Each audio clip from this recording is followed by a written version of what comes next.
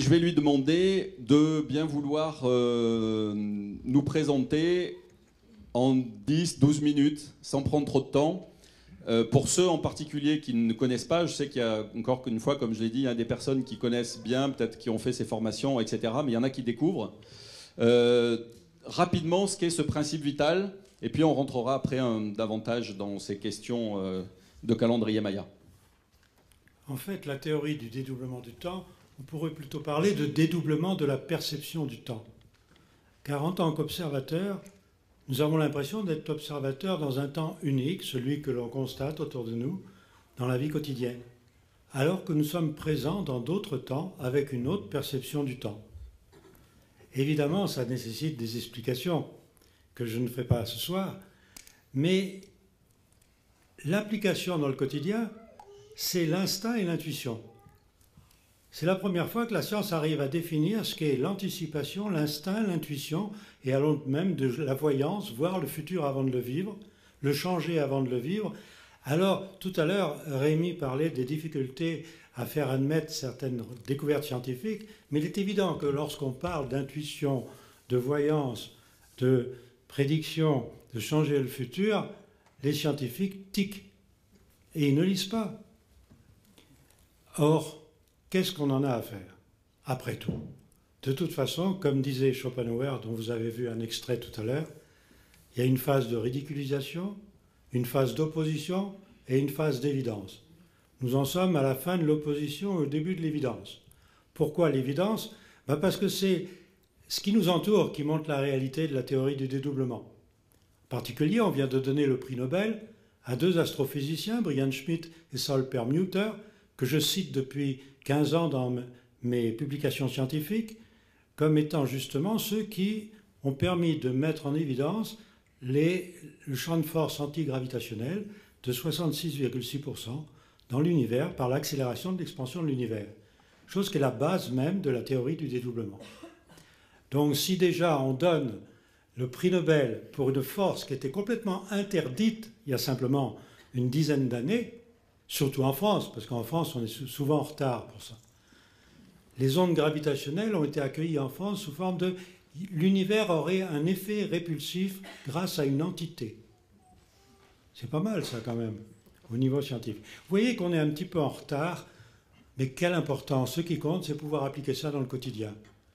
Et pour appliquer ça dans le quotidien, d'abord, il y a une première chose évidente, c'est que ça m'a permis de voir que les anciens connaissaient cela, et le calendrier Maya dont je veux vous parler ce soir en est la preuve. Ce calendrier n'est qu'un calendrier. Il n'a rien de plus qu'un calendrier. Il n'y a pas de fin du monde. Mais par contre, il y a un cycle de dédoublement du temps.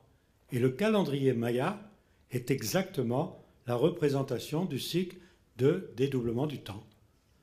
Et il y a un cycle de 5130 ans. Et ce cycle est indiqué, et il s'arrêterait, d'après certains calculs, le 21 décembre 2012. Alors ça, vous savez, ça dépend des calculateurs. Il y en a, c'était septembre 2010, d'autres qui comptent l'année 0 comme une année. J'ai vu ça une fois, c'est-à-dire que moins 1 avant Jésus-Christ, c'est une année, 0, c'est une année, et plus 1 après Jésus-Christ, c'est une année. Alors vous voyez que les calculs peuvent être des fois très fantaisistes. Mais qu'est-ce qui va se passer? Qu'est-ce qui va se passer à la fin de ce cycle? Un autre cycle redémarre. Et il y a une période de transition dont je voudrais vous parler. Parce que cette période de transition est très importante. Elle nous apporte des éléments nouveaux que les anciens appelaient tout simplement des bonnes nouvelles qui viennent de l'extérieur. Des bonnes nouvelles qui viennent de l'extérieur, dans un cycle qui correspond à un cycle dont on peut peut-être voir... Voilà. Alors, juste, on va faire un petit préalable au sujet du zodiaque. Parce que quand il m'a parlé du zodiaque, donc une précision qui est importante, c'est que celui de l'horoscope est différent du zodiaque de précession des équinoxes. Pour moi, le zodiaque notre horoscope, il démarrait avec le bélier, et pas du tout, me dit Jean-Pierre, mais non seulement il ne démarre pas avec le bélier, mais il ne tourne pas dans le même sens. Donc voilà, le zodiaque, celui de notre horoscope, c'est un cycle annuel, il va du bélier vers le poisson, et le zodiaque de la précession des équinoxes, il dure 24 840 ans, plus une période de transition. Alors c'est là-dessus que j'ai passé les 48 dernières heures, pour comprendre que 24 840 ans pouvait être égal à 25 920 ans selon qu'on se situe à l'intérieur ou à l'extérieur. Je vous laisse réfléchir là-dessus. Selon qu'on est à l'intérieur ou à l'extérieur du cycle. Voilà, donc le cycle de dédoublement et le cycle des naissances, ils ne tournent pas dans le même sens. Là, évidemment, le rapport n'est pas parfait.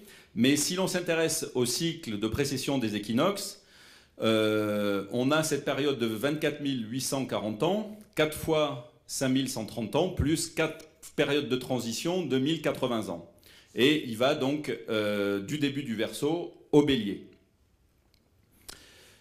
Il y a à chaque fois, on peut le scinder en 4 périodes, et c'était pour moi une découverte, donc il y a des jours et des nuits. Jean-Pierre nous expliquera ça. On peut le dire déjà. Oui. Pourquoi jour et nuit? Ce qui prouve que les anciens connaissaient parfaitement la loi du dédoublement et son application dans le quotidien. Car comment nous utilisons le temps, la perception du temps dans notre quotidien? Dans la journée, nous fabriquons par nos pensées des futurs potentiels. Tout ce que vous pensez fabrique la conséquence de vos pensées. Alors évidemment, il y a intérêt à arranger cela avant de le vivre. Alors vous allez vous coucher et pendant la nuit, votre double, car on peut considérer que nous sommes dans 2 temps à la fois, notre double va arranger ce que nous avons dérangé au cours de la journée. Donc le jour est fait pour fabriquer des potentiels, la nuit est fait pour les arranger en les mémorisant.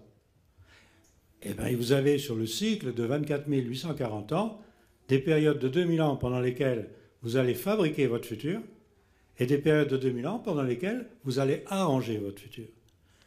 Et c'est là où il y a quelque chose de très intéressant à voir, c'est que pour arranger le futur, c'est la nuit, et pour fabriquer le futur, c'est le jour. Mais nous n'avons qu'un seul double. Un double dans un autre temps, puisque vous avez 3 temps si vous me suivez un petit peu, passé, présent, futur, on peut dire ça comme ça. Donc si je suis au cours d'une nuit, je dois arranger mon futur, il faut que mon double soit dans le passé, pour avoir une mémoire de ce qui s'est déjà passé. Et puis si je suis pendant le jour à fabriquer des futurs, là c'est l'inconnu, mon double est dans le futur en train de me fabriquer des potentiels. Ça signifie que les incarnations au cours des jours et des nuits de 2000 ans ne sont pas du tout les mêmes. Par exemple, à l'époque du Bélier, qui était le jour précédent le Poisson, il y a 2000 ans, tous ceux qui naissaient sur Terre avaient leur double dans le futur pour fabriquer du futur. Et maintenant, nous avons vécu la nuit du Poisson. Dans cette nuit, nous avons le double dans le passé pour arranger les futurs qui ont été bâtis avant. Ces futurs, ce sont des potentiels. Nous les vivons maintenant en les arrangeant. Et alors, vous allez dire, mais comment les doubles passent du futur au passé ou du passé au futur? Eh bien, il faut que tous les 2000 ans, il y ait une incarnation spéciale qui vient sur Terre pour faire passer nos doubles d'un côté et de l'autre. Le vieux mot grec qui était utilisé pour cela, c'était anatar, qui en sanskrit est devenu avatar. Il y en avait donc 12, puisqu'il y a 6 jours et 6 nuits. Le dernier en date, il y a 2000 ans, il s'appelait Jésus. C'est le 12e avatar, ça n'a rien d'un dieu, c'est juste un avatar, comme les 11 autres. Seulement, arrivant le dernier, il fait la synthèse des 12. Ce qui fait qu'à la fin du cycle de dédoublement, la meilleure mémoire que nous puissions avoir est en lui.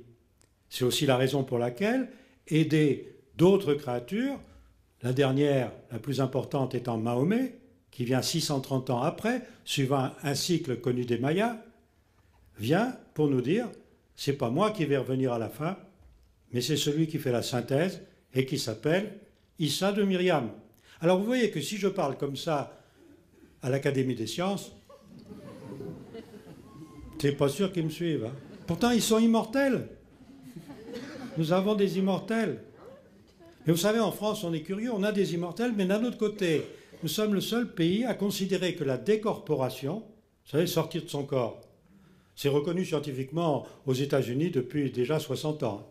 C'est utilisé par les militaires français et étrangers depuis plus de 60 ans. Ben, pour la recherche civile française, en mars 2010, dans la revue La Recherche, il y avait un titre qu'on avait réussi, en touchant le cerveau, à avoir une illusion de sortie de corps. Une illusion de sortie de corps. Alors moi, j'ai dit à tout le monde, venez mourir en France. Parce que la mort est une décorporation. Donc en France, c'est une illusion, la mort. Nous sommes immortels. Vous voyez qu'on en arrive à des choses assez ahurissantes. Ce genre de discours, qui est un discours qui, à mon avis, met des mensonges dans le placard, ne plaît pas aux scientifiques dont leur découverte intéressante ne va pas au bout des choses. On ne veut pas admettre qu'autrefois on connaissait cette loi du dédoublement des temps et que cette loi empêchait toute hiérarchie. Car si chacun a en soi un double pour le guider, qu'est-ce qu'on a besoin du double des autres? Ah oui, ça change pas mal de choses, ça aussi. Alors on arrive à une chose, il faut le savoir, c'est que maintenant, nous avons été guidés jusqu'à présent par une pyramide. Vous savez, il y avait les dirigeants hauts et la base qui suivaient. L'information arrivait par le sommet de la pyramide et dégringolait sur la base. Maintenant, vous prenez la pyramide et par capillarité, vous lui mouillez la base de toutes les informations et c'est par la base que l'information va remonter au sommet pour nous faire changer un petit peu de mode de vie. C'est ce qui vous a enseigné, c'est ce qui vous a poussé à enseigner la théorie du dédoublement. On dit ah oui, Garnier-Mallet, il fait des stages, etc. Sans attendre d'avoir cette reconnaissance officielle par les institutions. Et voilà. Alors ça ne plaît pas du tout, du tout, du tout. Mais quelle importance? Ce dédoublement des temps, il commence à être connu par des applications. Je vous ai cité 2 prix Nobel, il y en a d'autres. Il y a le boson de Higgs, c'est quand même quelque chose aussi. Regardez aussi, regardez au niveau scientifique. On vient de donner le prix Nobel à quelqu'un qui a découvert le chat de Schrödinger. C'est-à-dire, il a découvert qu'il y avait 2 états potentiels possibles en même temps pour une particule. Il a pris un photon, il a eu 2 photons, et il les a montrés dans 2 états différents en même temps. C'est connu depuis longtemps, l'histoire du chat de Schrödinger. On lui a donné le prix Nobel. Peter Higgs est toujours vivant. Dans les années 50, il a eu l'intuition qu'il avait besoin d'avoir ce fameux boson, qu'on appelle donc le boson de Higgs. On vient de découvrir ce boson. Vous ne croyez pas qu'on aurait pu donner le prix Nobel à Higgs de son vivant? Mais oui, mais c'est que ça pose un grave problème. C'est qu'il y a un créateur. Ah, ben alors s'il y a un créateur, on ne va quand même pas donner le prix Nobel au créateur. Parce que ceux qui pensent qu'il n'y a pas de créateur, qu'on est là par hasard, ah ben alors le hasard, vous me donnez ça au chat de Schrödinger? Vous voyez qu'on est dans une drôle de société. Alors il faut aller plus vite que la société. Il faut savoir que nos pensées fabriquent des potentiels, surveillez vos pensées, et vous allez voir que la fin du cycle de dédoublement des temps, que les anciens appelaient fin des temps, n'est qu'un simple passage dans un calendrier avec un bon réveillon qu'on fait le 31 décembre pour se réveiller le 1er janvier. Et vous verrez que le 21, vous pouvez aller vous coucher avec du champagne et vous réveillerez le lendemain matin sans aucun problème. Maintenant, si vous pensez qu'il va y avoir des chaos phénoménaux, votre pensée crée les chaos et vous pourrez les vivre. Donc c'est ça qu'il faut faire connaître. C'est la raison qu'on s'est un petit peu précipité pour sortir ce livre, exprès avant le 21, parce que évidemment dire tout ça en mois de janvier, ça aurait été un peu stupide. Mais d'autre part, pour ceux qui liront le livre, vont s'apercevoir qu'il y a des mensonges qui durent depuis 2000 ans, qui nous ont entraînés dans des cul-de-sac, des gros cul-de-sac, dans des dogmes et des postulats qui n'ont aucune valeur. Et c'est ça, ce soir, je voudrais vous en montrer un. Et il s'agit justement de ce calendrier Maya qui nous montre que déjà... Ah oui, le Maya, vous savez, c'est le début de notre ère chrétienne. Mais c'est un calendrier qui date de au moins 5000 ans, puisqu'on parle d'un cycle de 5130 ans. Donc, c'est un simple calendrier, et dans ce calendrier, il est interrompu 4 fois. Vous avez là la représentation de ce calendrier, où vous voyez qu'il y a 4 périodes clés. Scorpion, Lion, Taureau, Verseau. Eh bien, figurez-vous que dans un monde comme le nôtre, qui suit un cycle de dédoublement de temps, notre monde s'ouvre sur l'extérieur, de façon cyclique, tous les 5130 ans. C'est-à-dire sur l'extérieur. Notre monde va voir ce qui se passe à l'extérieur, ou l'extérieur vient voir ce qui se passe dans notre monde. Là encore, nous sommes protégés en France, puisqu'il n'y a pas d'extraterrestres en France. Donc venez vous réfugier en France, car les anciens appelaient ça l'invasion des dieux. L'invasion des dieux qui se part donc au Scorpion, au Lion, au Taureau, au Verseau, qui dure 1080 ans, avec une ouverture de 90 ans. Nous sommes en train de vivre l'ouverture de 90 ans de l'époque du Verseau. Personne ne le sait. C'est le début de cette invasion des dieux. Ici sur la fin, là, on est ici, là, Jean-Pierre. Juste que je ne me trompe pas. Voilà. On arrive aux 90 ans qui nous séparent du Poisson et du Verseau. Époque de transition entre les 1000 ans qui vont suivre, et ces 1000 ans sont une zone de transition entre les 24 840 ans d'un cycle et du suivant, ce qui fait 25 920 ans, qui est le cycle parfaitement constaté de précession des équinoxes. Alors pour ceux qui ne savent pas trop ce que c'est que la précession des équinoxes, disons que, si vous voulez, l'étoile polaire que vous voyez en ce moment, là, au-dessus de nous, il y a 12 500 ans, ce n'était pas la même. Mais dans 12 500 ans, ça sera celle qui avait eu lieu il y a 12 500 ans. C'est-à-dire que c'est comme si la Terre tournait comme un pendule, et que le fil du pendule tourne suivant un cône, et ce cône fait un tour complet en 25 920 ans. La théorie du dédoublement nous montre qu'il y a 6 jours et 6 nuits de 2070 ans, séparés par des périodes de 90 ans, ce qui fait 24 840 ans, et entre deux cycles, une période de transition de 1080 ans. Et nous vivons les 90 ans de l'ouverture de ces 1000 ans, que les anciens appelaient l'âge d'or de 1000 ans. Vous avez peut-être entendu parler des millénaristes. Alors vous voyez, ça ne peut pas faire l'objet d'un compte-rendu à l'Académie des sciences. Et donc, pourtant, c'est tout à fait scientifique. Donc on va là vers une période qui devrait voir à nouveau l'invasion des dieux. Alors qu'est-ce que c'est que cette invasion des dieux? Ben déjà, on vient de donner, je vous l'ai dit, le prix Nobel à des gens qui ont découvert les ondes antigravitationnelles. Ben on s'aperçoit que tous les 5000 ans, il y a 5000 ans, enfin un peu plus, il y a 12 000 ans, il y a eu des constructions sur la Terre qui nécessitaient des forces inouïes. Vous avez un très bon film qui a été fait d'après un ouvrage de Grimaud qui passe sur Internet, Révélation des pyramides, voilà, quelque chose comme ça. Qu'on essaiera de passer après, s'ils nous entendent, après la conférence avec Georges Vermar, c'est-à-dire en mars ou en avril. Je vais essayer de rentrer en contact avec eux pour diffuser ce film et les inviter à venir en parler parce qu'il est vraiment très étonnant. Il y aura quelques visuels là qui suivent après. Vous vous rendez compte? Je ne sais pas, vous prenez un enfant de 2 ans là, qui voit son grand-père, il le soulève en l'air, il souffle et le grand-père s'en va.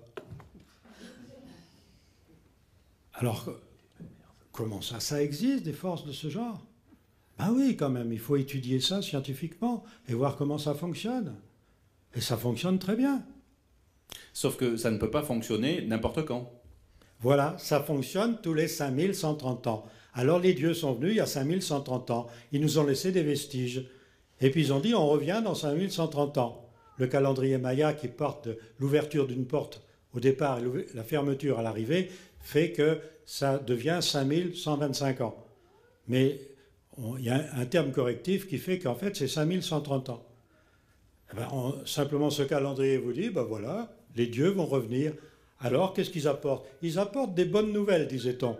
Et comment se disaient les bonnes nouvelles autrefois, où la langue du bassin méditerranéen était le grec?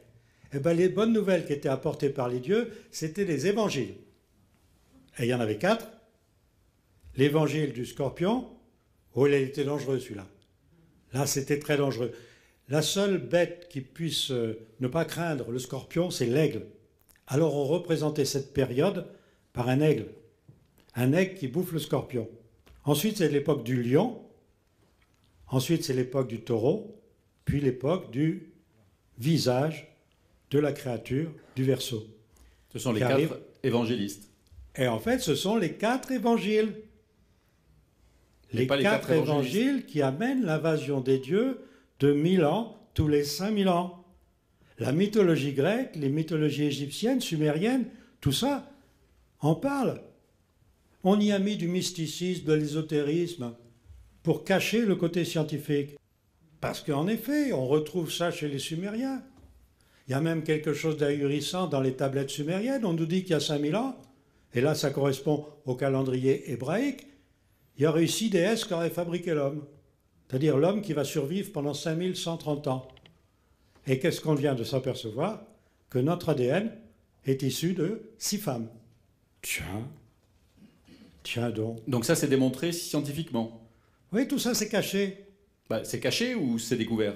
Non, c'est-à-dire c'est connu, mais c'est ridiculisé. D'accord. C'est-à-dire qu'on a tellement rajouté de choses stupides autour de ça qu'on ne peut plus croire ça. Mais on se dit quand même, vous vous rendez compte, 6 milliards, presque 7 milliards d'individus issus de 6 femmes, c'est écrit dans les tablettes sumériennes. Alors, curieusement, au début de la guerre de l'Irak, les tablettes sumériennes ont été prises par les Américains pour qu'elles ne soient pas détruites. Or, ces tablettes sumériennes étaient en fait des tablettes qui avaient plusieurs couches. Alors, il y avait le côté scientifique qui était à l'intérieur, puis à la fin, c'est devenu des choses de commerce. Allez, on vend tant de blé, on achète tant de vin, etc. Mais dessous, il y avait des informations scientifiques. Les Américains ont remis les copies en Irak et ont gardé les originaux. À votre avis, pourquoi? Était scanné. Pour compter les quintaux de blé. Première chose qu'ils ont faite en allant en Irak, c'est aller dans un oasis qui s'appelle la Porte du Soleil et vider le musée des tablettes sumériennes. Curieux, non? Alors regardez, c'est simple, il y a 4 évangiles de 1000 ans qui apportent les dieux sur terre. Il y a 12 000 ans, il y a eu les pyramides. Georges Vermar pourra vous montrer que c'est vraiment 12 500 ans, même si les machins trucologues disent le contraire. Parce qu'on a pu dater ça par la géologie. À cause d'un être assez connu, ce qui est Zacharias Sitchin, qui a permis à des géologues de venir sur place pour vérifier ces dires et montrer qu'en effet, le sphinx datait de 12 500 ans au niveau de l'érosion. Oui, tout ça, des pyramides inconstructibles. On ne sait pas le faire. On nous dit, il y a des blocs de pierre de 900 tonnes qui sont montés sur des bateaux qui ont fait 800 km, qu'on a déplacés.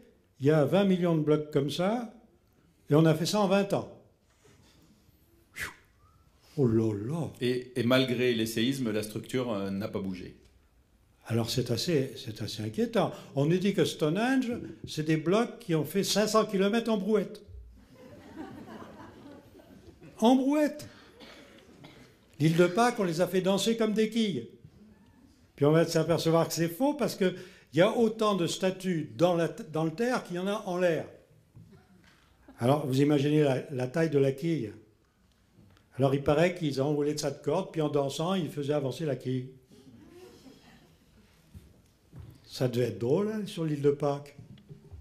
Et votre théorie, c'est quoi alors? Alors ma théorie est toute bête.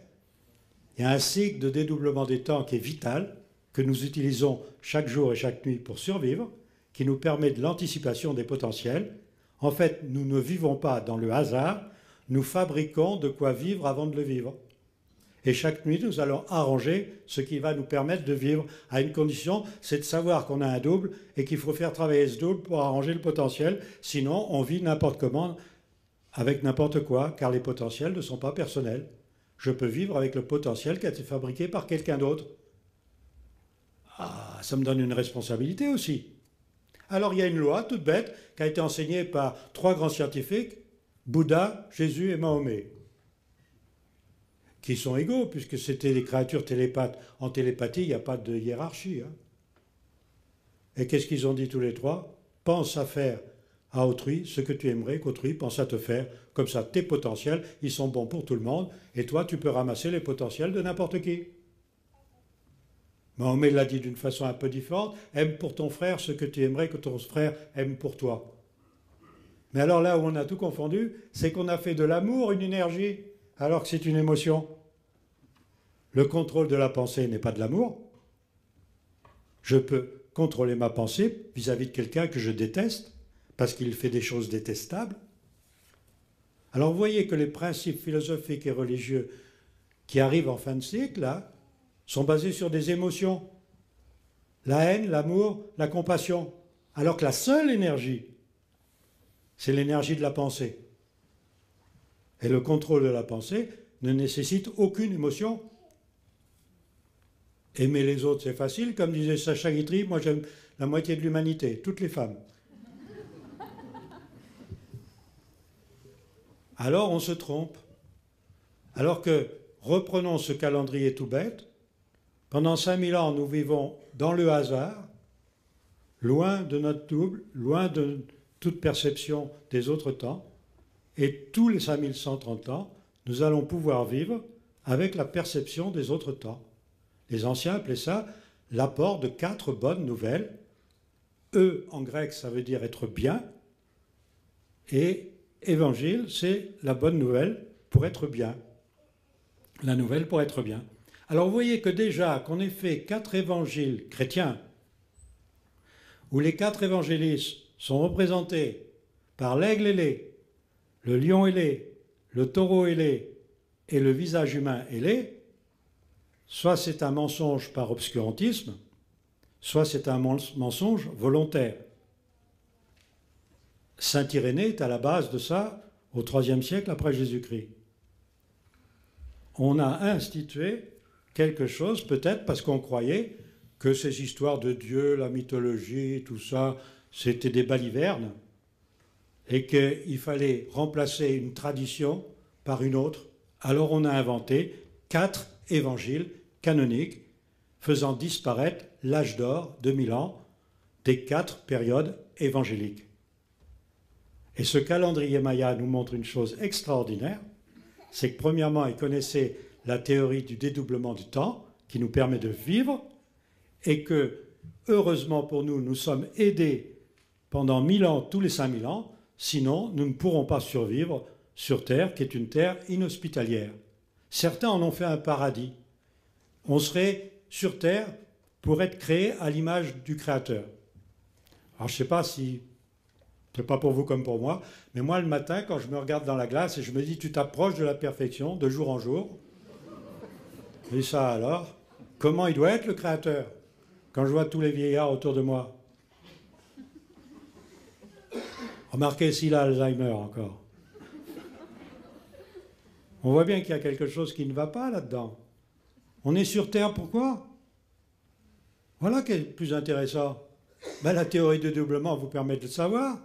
Vous avez des potentiels dont vous êtes responsable. Eh ben, vous arrangez vos potentiels avant la fin du cycle.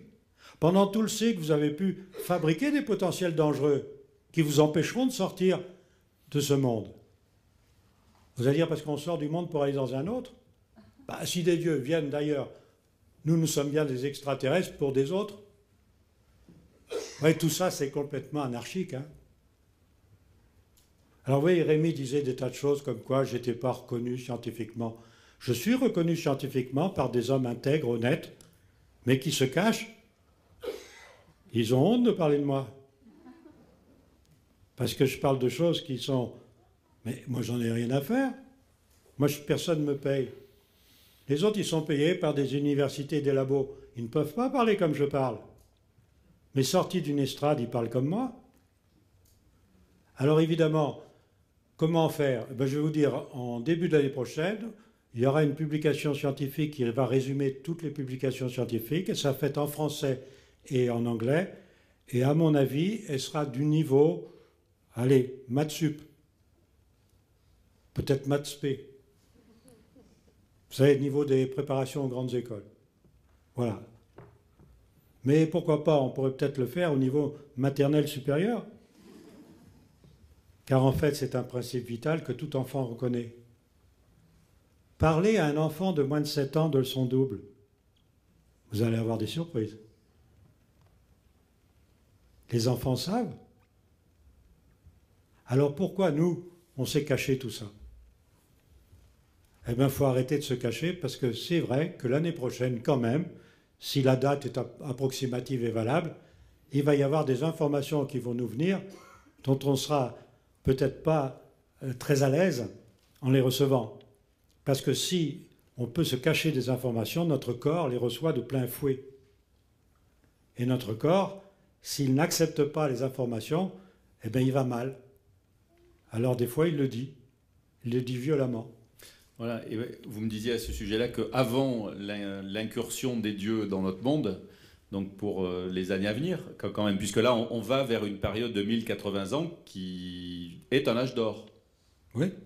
On y arrive. Qui est même le meilleur des âges d'or, puisque ça permettait, ce que disaient les anciens, de retrouver son visage de créature du Créateur. C'est pour ça qu'il était représenté par un visage qu'on appelle un visage d'ange ailé. On retrouve en fait l'image telle que nous sommes dans notre mémoire, qui n'a rien à voir avec le Cro-Magnon que nous sommes ici.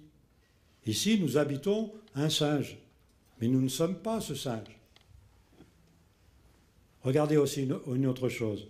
Ça fait 20 ans que je dis qu'au siècle dernier, donc il y a 25 920 ans, a disparu Néandertal. Pourquoi? Fin de cycle, il s'en va. Cro-Magnon, moins intelligent que Néandertal, reste.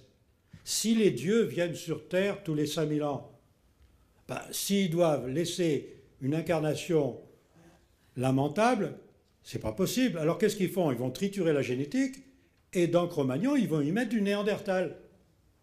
Alors moi, on me disait, depuis des années, on me disait, c'est comme si tu veux mélanger la carpe et le lapin. On n'a jamais réussi à avoir un petit entre une carpe et un lapin. Eh bien, figurez-vous, maintenant, ça y est, on a trouvé du Néandertal en Cro-Magnon. On a réussi à trouver, pardon? Dans notre génome, nous avons du Néandertal. Donc, nous sommes issus d'une trituration génétique. Alors, regardez un petit peu la chose ahurissante aussi. On triture la génétique il y a 25 000 ans, comme on ne saurait pas le faire de nos jours, avec des hommes qui sont au fond d'une grotte, échevelés livides au milieu des tempêtes, vous savez, et qui sortent juste pour traîner leurs femmes par les cheveux, avec un gourdin, un silex, pour aller chasser, pour manger. Et le soir, comme ils n'ont rien à faire, au fond de la grotte, ils triturent la génétique pour transformer un Cro-Magnon en Néandertal. On veut nous faire croire des choses pareilles. Il y a 5000 ans, les Sumériens écrits ont créé Adamou avec 6 déesses. Le premier qu'on fait, il est non reproductible. Alors on recommence. C'est écrit tout ça. Et on vient de découvrir que nous sommes issus de 6 femmes. Alors pourquoi cacher tout cela? À quoi ça sert de cacher tout cela? Eh bien évidemment, ça met des principes philosophiques et religieux un peu à l'écart. Mais qu'est-ce que ça peut faire? Il y a eu des hommes de bonne foi qui, pendant 5000 ans, nous ont guidés pour aller vers le meilleur avenir possible. Ils ont eu besoin d'utiliser ce qu'ils connaissaient. Ils ont été dans une bonne foi. La preuve, c'est que nous arrivons à la fin. L'incarnation est là. Nous sommes 7 milliards d'individus. Et la théorie du dédoublement montre aussi que pour que nous puissions avoir toutes les informations nécessaires pour survivre à la fin des temps, nous avons besoin de 6 milliards 912 millions d'habitants sur Terre. Et ce n'est pas un hasard. Ah oui, il y a trop de choses qui vont toutes dans le même sens. Alors le petit livre là, qu'on a sorti juste avant le 21, c'est pour vous montrer tout cela, très rapidement. C'est écrit sous forme d'une fable, parce qu'évidemment, une fable, on sait bien que c'est faux, une fable. On a le droit de dire tout ce qu'on veut. Mais pour ceux qui liront ces livres, ils vont voir que tout est vrai derrière.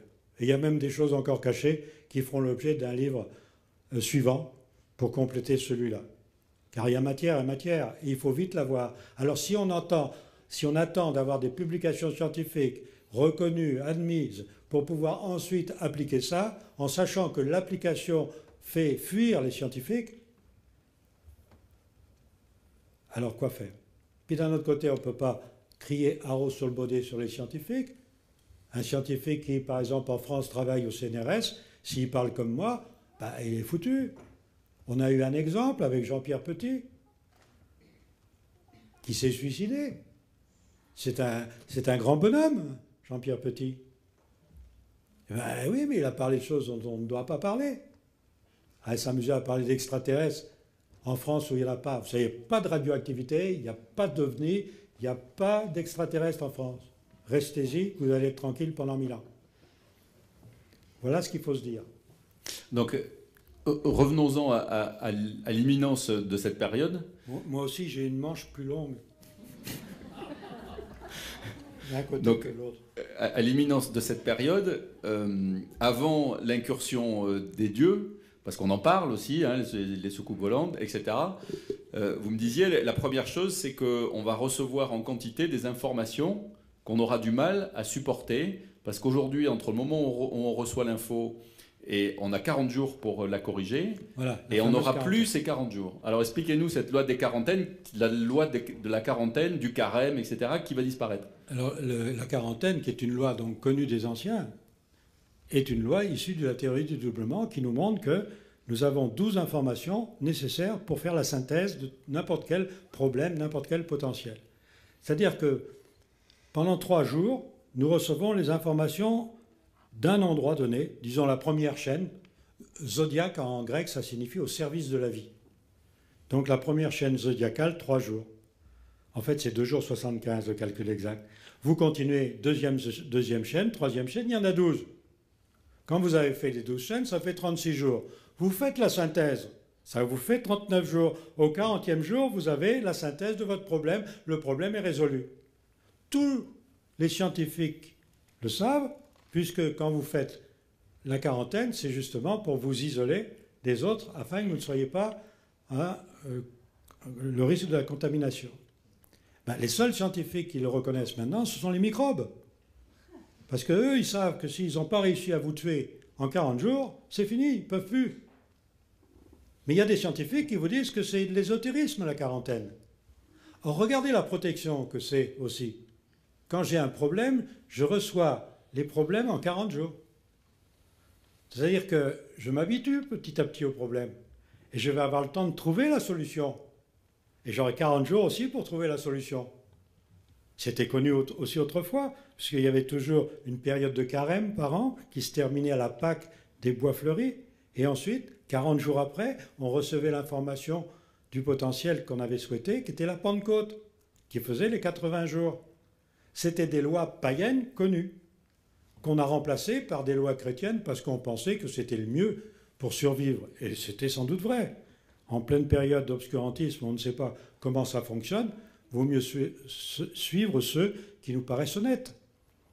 Mais cette quarantaine-là, qu'est-ce qui va se passer maintenant que nous rentrons dans la fin des 5130 ans et dans le début des 1000 ans?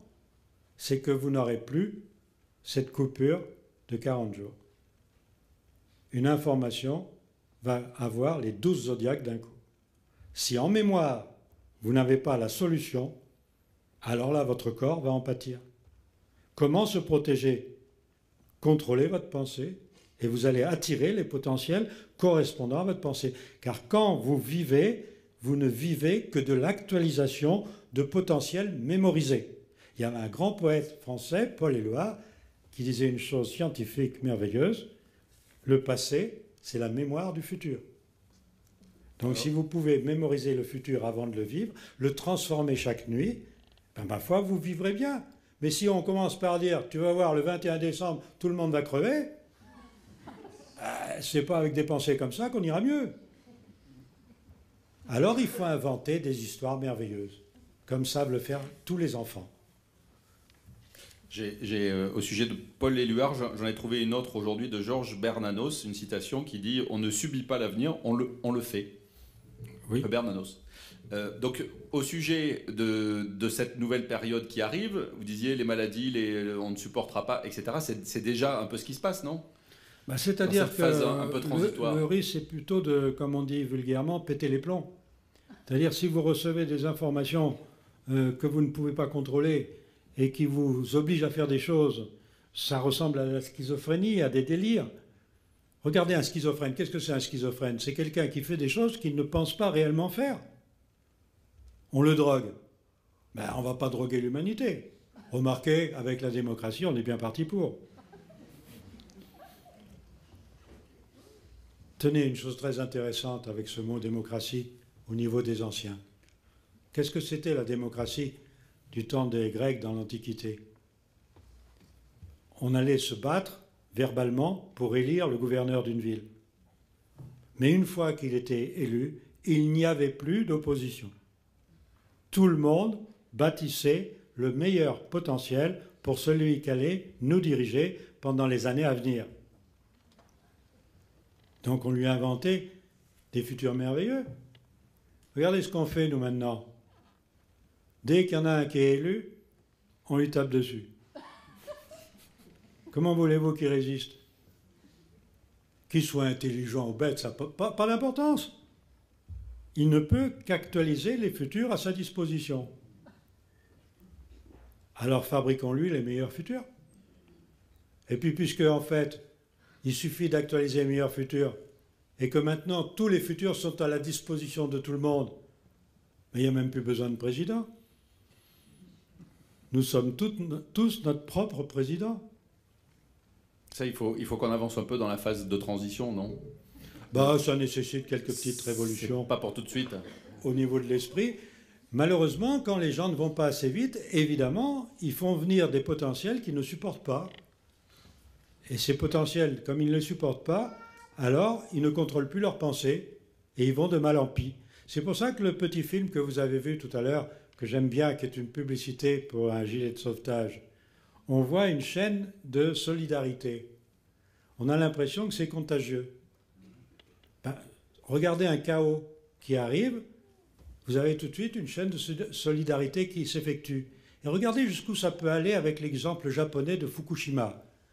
Il y a 6 mois après l'explosion de Fukushima, les paysans qui étaient ruinés, puisqu'ils n'arrivaient plus à vendre les produits irradiés, sont venus les vendre à Tokyo plus cher que les produits non irradiés.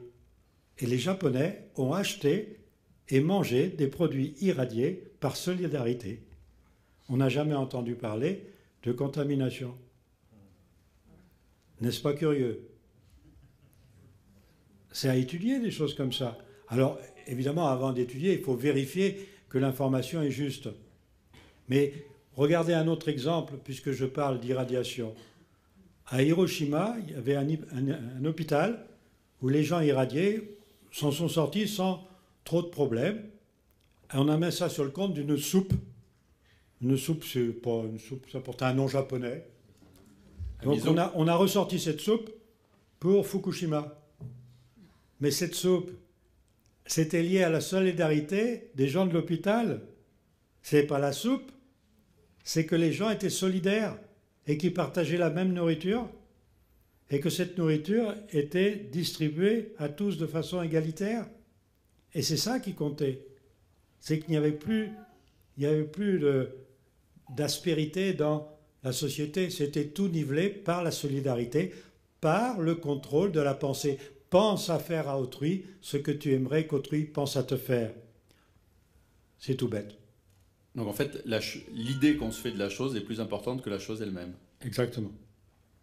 Ça, c'est une bonne définition. Et l'anticipation, car il faut savoir aussi une chose, c'est qu'avec ce mouvement de dédoublement, chaque fois que vous croyez vous poser une question, vous n'en avez pas le temps que déjà vous vous êtes posé une question, mais vous avez déjà la réponse en vous. Or, vous croyez que cette réponse vous tombe dessus comme ça par hasard. C'est vous qui l'avez déclenchée dans un temps imperceptible, que j'ai appelé ouverture temporelle. Ben, vous verrez que si vous utilisez ça, vous allez comprendre tout le mécanisme de l'anticipation. Et on va comprendre le pourquoi des potentiels des particules. Pourquoi les particules ont plusieurs états potentiels et que l'observateur déclenche un état potentiel? Pourquoi nous ne voulons pas admettre que nous sommes des particules qui ont plusieurs états potentiels et qu'un observateur qui est nous-mêmes peut déclencher un état potentiel? C'est totalement physique. Et puis je dirais aussi, pour être un peu plus scientifique, en dernière phrase, que quand j'ai commencé à parler de la théorie du dédoublement et que je disais toutes les étoiles sont doubles, toutes les étoiles ont des planètes, alors j'ai fait rire. J'ai même fait rire un immortel qui maintenant est le doyen des immortels et qui m'avait dit qu'il témoignerait que je lui avais dit ça. À savoir que toutes les étoiles sont doubles et que toutes les étoiles ont des planètes.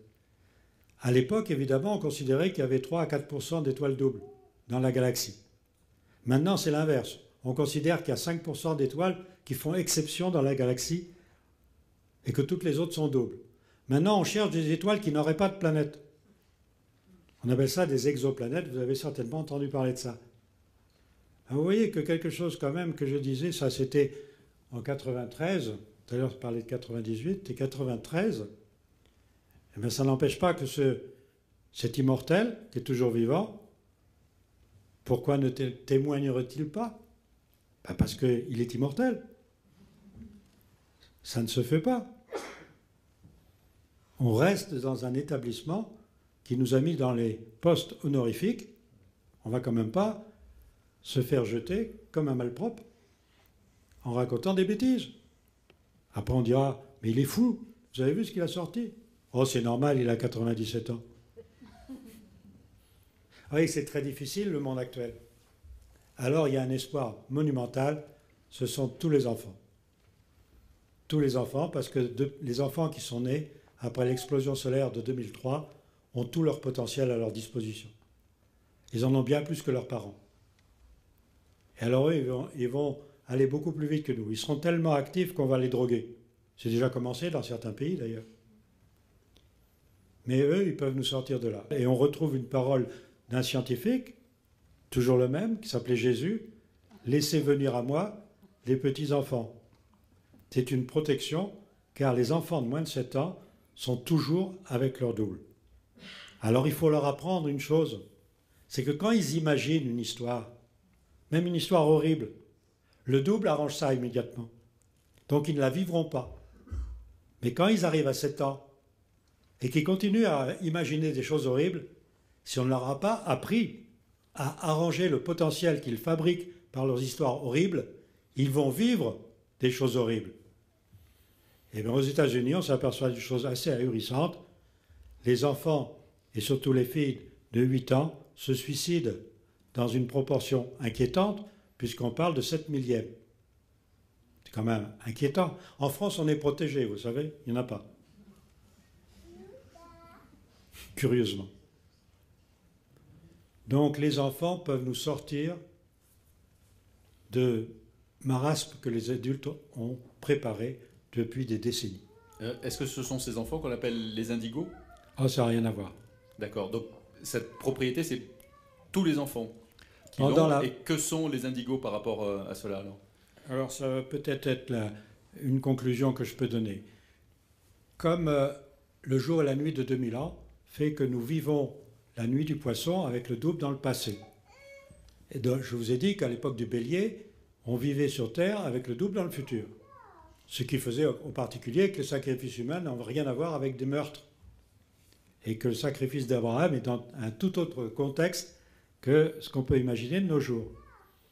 Donc on vit avec le double dans le passé, le double dans le futur, et vous avez un avatar qui vient entre les deux pour passer les doubles d'un côté et de l'autre. Il y a une période de 90 ans qui permet d'avoir sur Terre des êtres qui sont soit avec leur double dans le futur, soit avec leur double dans le passé. Donc la créature qui vient tous les 2000 ans pour faire ça peut avoir un double dans le passé, un double dans le futur, et être tranquille. Et donner l'impression de faire des miracles. Alors qu'en fait, elle possède instantanément le passé et le futur. Et ce sont des créatures qui peuvent dire « je suis dans le Père et le Père est en moi ». Ou comme disait Platon, je suis celui qui est, celui qui était, celui qui sera. Mais à vrai dire, je suis celui qui est. Donc tout ça, vous voyez que dans cette histoire des 90 ans, ça m'a permis de dater la naissance et même la mort de Jésus. Parce que Jésus vient sur Terre pour ramener les doubles d'un côté, pour les envoyer dans l'autre, et il y a des périodes clés où le futur est ouvert. Il faut donc qu'il meure à une date bien précise. Ça, vous pourrez trouver l'explication dans le livre. Mais ce qui est important de voir aussi, c'est que ces 90 ans-là, nous les vivons en ce moment. Donc il y a sur Terre, en ce moment, des enfants qui peuvent naître avec leur double dans le futur. Seulement, ils sont hors la loi, car c'est la fin du cycle des temps, et évidemment, plus personne ne s'incarne à la fin d'un cycle, puisqu'on vient s'incarner pour arranger le futur que l'on a dérangé. Donc on ne va pas le déranger à nouveau si on en est sorti. Alors il y a très peu de ces enfants avec le double dans le futur. Cette appellation indigo a été donnée par des tradipraticiens chinois qui voyaient les auras et qui ont vu qu'il y avait pas mal d'enfants chinois qui avaient une aura indigo. Et ce sont les enfants eux-mêmes qui se sont appelés les indigos. Ce sont des personnages qui possèdent le futur bien avant de le vivre. Donc ils sont très différents de nous. Alors nous ne sommes pas dans ce contexte-là, mais il faut savoir comment marche la loi, parce que sinon, on vit n'importe comment. Imaginons, et là ça sera vraiment ma conclusion, imaginez que vous prenez un taxi, là, en sortant tout à l'heure, là, pour rentrer chez vous, et à peine vous êtes parti que vous lisez sur la pancarte derrière le chauffeur, « Je ne sais pas conduire, c'est la première fois, je ne connais pas le code de la route, mais vous inquiétez pas, j'ai la foi. » Là, s'il a la foi, vous avez les foi.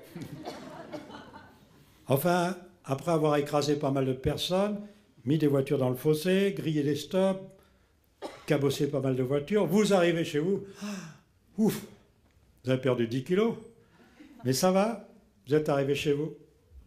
Et il vous dit, oui, quand on a la foi, on arrive toujours au bout du chemin.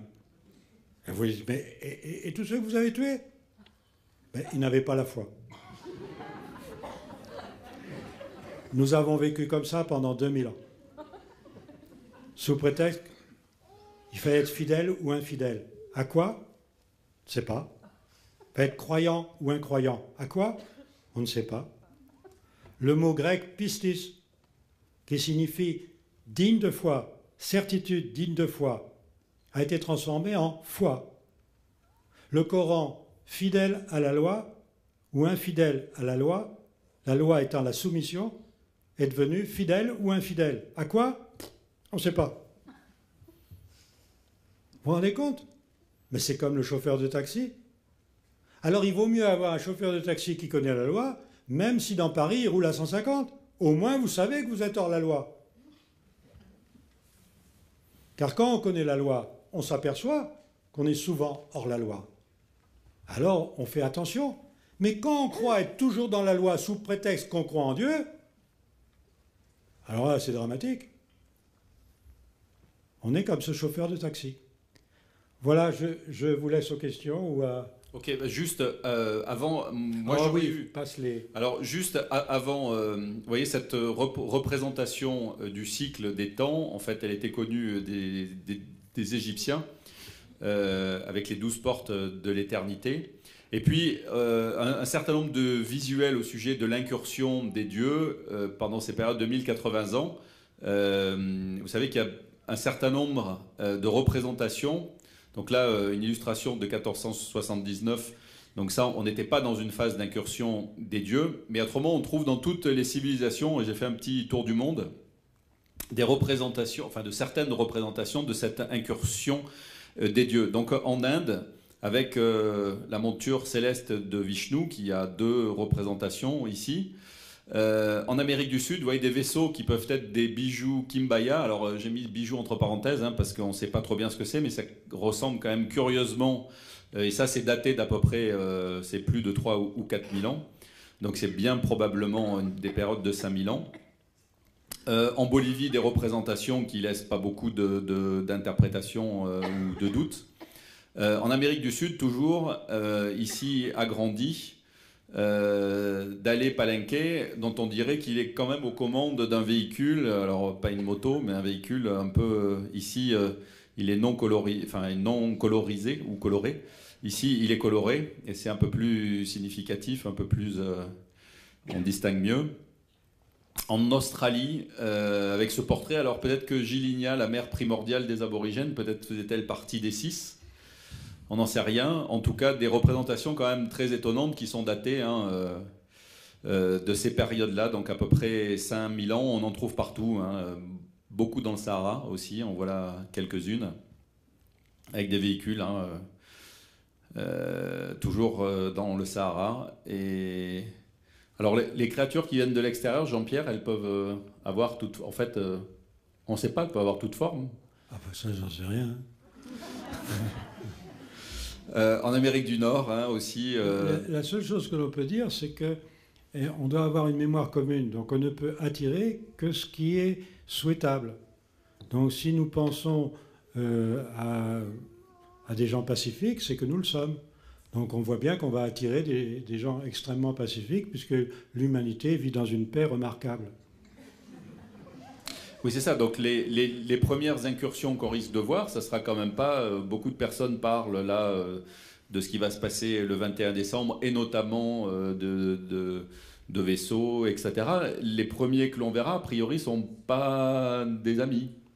Bah, ça dépend, parce que l'intérêt de cette fin du cycle des temps, c'est qu'on peut recevoir les informations en même temps, mais immédiatement avoir le bouclier nécessaire.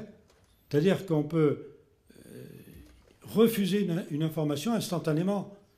Si elle est capable de nous venir à nous instantanément, c'est qu'aussi nous pouvons la refuser instantanément. Le problème on prend quelqu'un de belliqueux, il peut devenir pacifique en une seconde. À ce moment-là, il n'attire plus le même potentiel. C'est le potentiel du moment qui nous fait vivre. Si je suis dans un potentiel, une recherche de potentiel de bienveillance, je vais vivre dans la bienveillance. Si je suis dans une recherche de potentiel de malveillance, je vais vivre dans la malveillance. Mais c'est instantané. Donc on va bénéficier de ce côté instantané qu'on n'avait pas avant. Donc le plus important, et peut-être le plus difficile, c'est le contrôle des pensées. Voilà. Parce qu'avant, vous pouviez avoir une pensée détestable, et c'était votre arrière-petit-fils qui allait récupérer la conséquence de cette pensée. Et ça nous donnait l'impression d'un destin horrible, parce qu'on était un manque de liberté totale. Tandis que là, vous pouvez changer votre destin à la seconde, instantanément. Ah, vous voyez, en France, il y a aussi des vaisseaux, mais c'était avant la démocratie. Voilà, et alors je finirai par ce visuel parce qu'il est quand même très étonnant. On a parlé des pyramides et des blocs monumentaux, mais là quand même 1000 tonnes, je crois qu'il faudrait 40 000 hommes pour le porter à raison d'à peu près... Donc on voit bien, vous voyez le rapport, hein, il y a autre chose, quoi. Je vous signale qu'au niveau expérimental à l'heure actuelle, on arrive à soulever, par simple pensée, des poids de l'ordre de 10 kg à peu près, en ce moment. Par la pensée. Par la pensée. Mais c'est des expériences qui sont menées en Inde, oui, des expériences qui sont menées en Inde, mais là-bas, vous savez, c'est le système gourou, donc c'est tout de suite considéré comme, comment dire... suspect. Très suspect, très suspect. Mais pour revenir par exemple au Nil, on sait maintenant, à cause des pyramides, on sait maintenant que le Nil a été détourné et qu'il a été creusé, détourné en creusant dans le granit sur 60 km. Les photos satellites montrent ce travail. Alors on imagine l'homme avec son silex. Vous vous rendez compte ? Il en a fallu des hommes pour creuser 60 km dans la montagne pour détourner le Nil. Alors on n'avait pas de preuve de ça. On disait le Nil se jetait vers le Mali par là. Et on a trouvé maintenant, il y a une dizaine d'années, un peu moins, des crocodiles du Nil. Où ? Au Mali. Ah. Ce sont des crocodiles qui sont enterrés dans le sable, et dès qu'il y a la pluie qui arrive, hop, le crocodile sort. Il n'y en a plus dans le Nil à cause du barrage, mais il y en a dans le Mali. Ce qui prouve bien que la vision satellite du cours du Nil qui se termine dans l'Atlantique, en passant par le Mali, et le canal qui a été fait pour faire monter le Nil vers la Méditerranée, est un exploit des hommes. Alors s'il n'y a pas d'extraterrestres, je veux bien me pendre. Autre chose, tout à l'heure je vous ai parlé du calendrier juif, hébraïque. Il est comme le calendrier maya, si ce n'est qu'il part de la création d'Adam, et cette création d'Adam qui nécessite 666 ans, moins quelques années d'ouverture de porte, fait que nous sommes en ce moment en 5772. Vous avez exactement le même calendrier que le calendrier maya. Et le calendrier juif ne s'arrête pas en 5772, il continue. Tout comme le calendrier maya. Donc, pas d'inquiétude. Hein, on pourra passer un très bon Noël. Et si tout le monde s'amuse à penser dans le calme, nous aurons un Noël très calme. Alors, vous avez dit tout à l'heure au sujet de la pensée, c'est une énergie. J'imagine que c'est quelque chose qui n'est pas démontré, ça. Alors là, on rentre dans le système des particules avec ou sans masse. Le boson de Higgs vient de départager au niveau de la masse déjà. C'est la masse que je préfère. Non, c'est pas mauvaise. Mais pour vous dire une chose, c'est que l'information qui circule entre nous, émission-réception, c'est de l'énergie. Il y a un côté ondulatoire qui est obligatoire, une énergie. Or, apparemment, quand on pense, on ne perd pas d'énergie. Alors on se dit, ben, la pensée n'est pas énergie puisqu'on ne perd pas de masse. Ça serait bien pour maigrir. Je pense, et je maigris, je maigris, je maigris, je maigris. Il y en a qui diraient, mais oui, mais les blondes, elles vont grossir. Parce qu'il y a des gens qui considèrent que les blondes ne sont pas intelligentes. On se demande où ils ont été chercher ça. Bien plus intelligents que les hommes. Ceci dit, pourquoi ma pensée n'est pas une énergie dans le sens où on l'entend de façon classique? C'est que ma pensée va dans une ouverture temporelle imperceptible, capte la conséquence de sa pensée, c'est-à-dire récupère l'énergie perdue dans un temps qui, dans mon temps, n'existe pas. De ce fait, il n'y a ni gain ni perte, et tout ce que je pense n'apparaît pas comme une énergie. Mais il y a des échanges de particules. Et ces échanges de particules, on n'a pas encore compris qu'il y avait un mot scientifique derrière, c'était l'intrication. Et que cette intrication, on n'a pas compris que s'il y avait un temps aller-retour. Puisqu'on a fait scientifiquement, en ce moment, on considère que deux particules intriquées reçoivent l'information en même temps. Et moi je dis, si elles reçoivent l'information en même temps, qui leur donne? Alors on va inventer une troisième particule qui va donner les... Mais qui leur donne? Quatrième, cinquième, sixième? Il faut bien qu'il y en ait une au départ qui donne l'information. On n'a pas compris ce mécanisme. Ce mécanisme est vital. Dès que vous pensez, vous perdez de l'énergie, mais vous récupérez la conséquence de votre pensée avant même d'avoir le temps de savoir que vous avez pensé. Ce qui fait qu'il y en a, on a l'impression qu'ils ne pensent pas. Et ils reçoivent toutes leurs informations par intuition. Ils croient que ça vient d'ailleurs, alors qu'ils déclenchent leurs intuitions. Vous avez dit tout à l'heure que l'amour, c'est pas une énergie. Non, c'est une émotion, conséquence d'une énergie. Si je contrôle ma pensée à l'égard de quelqu'un qui est aimable, je vais avoir en retour une émotion qui va être l'affection, l'amour. Si je contrôle mes pensées à l'égard d'une personne détestable, haïssable, je vais avoir une autre émotion qu'on va appeler la compassion. Bien, regardez, une chose assez exceptionnelle, c'est que autrefois on savait que le contrôle de la pensée était une énergie. C'est écrit dans les vers d'or de Pythagore, 7 siècles et demi avant Jésus-Christ. Et on parle maintenant de principes fondamentaux, religieux ou philosophiques, à savoir les chrétiens, c'est l'amour, les bouddhistes, c'est la compassion. Il n'y a guère que les musulmans qui seraient encore dans la soumission et qui seraient plus dans la loi que les chrétiens et les bouddhistes, car ils sont hors émotion. Je ne parle pas évidemment du mot associé, quand on associe à tort le mot musulman à terroriste. J'ai jamais entendu sur une chaîne de télé un jour, il y a eu un attentat catholique. On a arrêté des protestants terroristes. J'ai jamais entendu ça. Hein. Vous voyez qu'on crée ce qu'on pense et on pense ce que l'on crée. Et vous disiez, j'en reviens à ce visuel de Mahomet qui disait justement, qui était un grand scientifique, une sourate, Milan, oui. Ouais.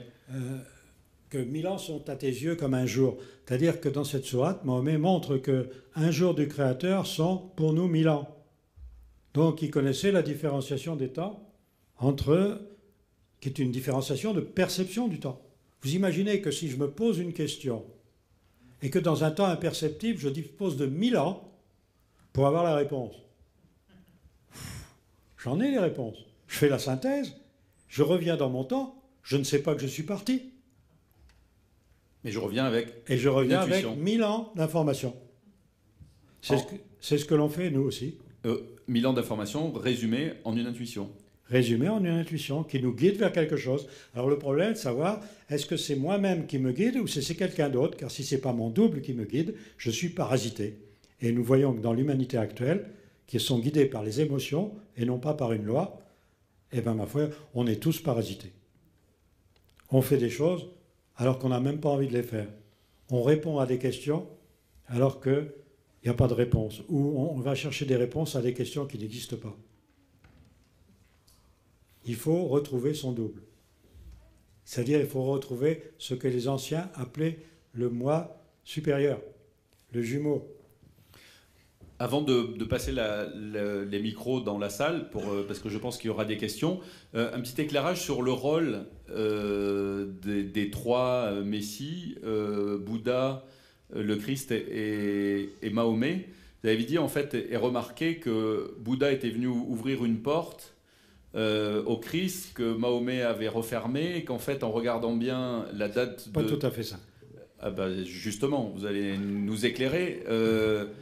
Et que, en fait, il y a quasiment une symétrie au moment de la naissance et de l'arrivée du premier, de la disparition du troisième par rapport au Christ. Oui, parce que quand on passe d'une époque, d'un jour à une nuit de 2000 ans, il y a 90 ans d'écluse, une écluse de 90 ans, il faut ouvrir la porte d'un côté, la refermer, ouvrir la porte de l'autre et la refermer. Et c'est des multiples de 90 ans qui sont en jeu là-dedans. Il y a 630 ans avant, 630 ans après, et pour l'ouverture. Et il y a 90 ans où les deux portes sont fermées qui permet le changement de niveau. Alors sachant ça, ça m'a permis de voir qu'il y avait une figure exceptionnelle qui était Jésus, une autre figure exceptionnelle dont on connaît et la naissance et la mort, c'est Mahomet. Mahomet vient donc fermer la porte de l'écluse, que Bouddha avait fermé et ouvert de l'autre côté. Pourquoi Bouddha? On ne sait pas la date de naissance ni la date de la mort de Bouddha. Mais par cette histoire d'écluse, on peut dater la naissance de Bouddha. Il vient pour ouvrir une porte, Jésus la referme, puis Mahomet vient ouvrir l'autre porte et la referme. Et on s'aperçoit que les vies de Bouddha et de Mahomet, d'après les écrits, sont très symétriques dans ce sens. C'est-à-dire que l'intuition de Bouddha va de mieux en mieux au fur et à mesure qu'il vieillit, tandis que l'intuition de Mahomet va moins bien au fur et à mesure qu'il vieillit. Et il en arrive à dire une chose qu'on ne comprend pas, et qui est pourtant très compréhensible quand on connaît cette loi. Ben, si la montagne ne vient pas à Mahomet, c'est Mahomet qui ira à la montagne. Mais la montagne, en fait, c'est l'information, c'est pas du tout la montagne. Il n'est pas fou, Mahomet, il ne déplace pas les montagnes. Et Bouddha, c'est l'inverse. On voit bien cette symétrie. Donc on voit bien que tout est calculé et que notre incarnation n'est pas le fruit du hasard. Et regardez une chose, on vient arranger des potentiels dans notre vie actuelle. On ne s'est pas pressé pendant les 25 000 ans. Il n'y avait pas beaucoup de monde pour venir sur Terre. Et puis à la fin, faut y aller. Parce que si vous n'arrangez pas vos potentiels avant la fin, vous allez y rester. Alors il y en a qui trouvent que c'est très bien de rester sur Terre. D'ailleurs, c'est souvent ceux qui parlent du paradis. Ils mettent le plus de temps à y aller. Mais il y a quelque chose qui ne va pas là-dedans quand on ne connaît pas la loi. Il faut absolument connaître la loi. Et la loi, elle est très simple. La loi physique aussi est très simple. Bon, alors pourquoi moi je me suis orienté là-dessus? J'en sais rien. Mais on est tous programmés. Ne croyez pas qu'on fait des choses par hasard. On a tous des choses à faire. Et on est dirigé sans trop le savoir. Tout à l'heure, Rémi vous a parlé que j'avais un père militaire. C'est à cause du père militaire et à cause de la majorité à 21 ans à mon époque que j'étais obligé de faire de la recherche scientifique, enfin des mathématiques et de la physique. Mais c'était une obligation liée au fait que j'avais eu mon bac trop tôt et qu'il fallait que j'attende 21 ans pour pouvoir faire ce que je voulais. Et ce que je voulais n'avait rien à voir avec la science. Et bien, il s'est trouvé que finalement, je me suis retrouvé dans le système scientifique. Pourquoi, comment? On est tous programmés et on ne le sait pas. Finalement, votre père avait raison. Oui, Ça aurait été dommage quand même. Oui, il avait raison de me pousser. D'un autre côté, j'ai fait aussi du grec chez les jésuites quand j'étais jeune. Vraiment, qu'est-ce que ça pouvait être embêtant, ce grec. Mais si je ne l'avais pas fait, je n'aurais pas compris la loi du dédoublement du temps. Car figurez-vous que les particules qui se dédoublent ont 27 points de passage obligés et que ces points de passage obligés, le mouvement des particules décrivent les 27 lettres grecques. Il n'y en a plus que 24 de nos jours, mais il y en avait 27 autrefois. J'ai retrouvé les 3 manquantes par la théorie du dédoublement. Et de ce fait, je me suis aperçu que le grec était la loi du dédoublement. Alors évidemment, j'ai eu une ovation à l'université à Athènes. Je n'ai pas été encore à l'université à Jérusalem. Parce que dire que le grec est la loi du dédoublement... Et qui serait antérieur à l'hébreu. Et qui est antérieur à l'hébreu, c'est pas accepté partout. Bon, on va s'en tenir là. Je pense qu'il y aura très peu de questions. Des questions dans la salle. Donc je vais passer les micros. Si vous avez des questions, vous levez la main et je m'approche de vous et on peut remercier Jean-Pierre. Merci. Merci.